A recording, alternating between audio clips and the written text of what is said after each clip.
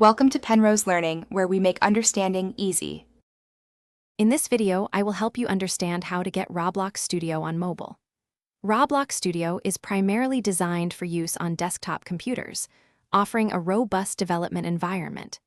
There is no official, standalone mobile application specifically for Roblox Studio itself.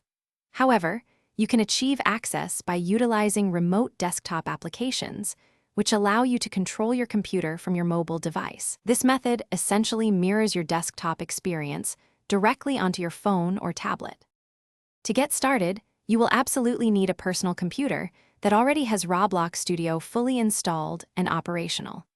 A consistent and reliable internet connection is crucial for both your computer and your mobile device to ensure smooth performance.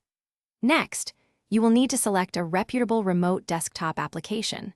Popular choices include Chrome Remote Desktop or Microsoft Remote Desktop. These tools bridge the gap between your desktop and your handheld device, making remote access possible and efficient for your creative projects.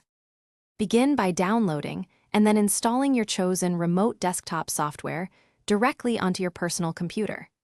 It is very important to adjust your computer's power settings to prevent it from automatically going to sleep or hibernating, ensuring continuous access.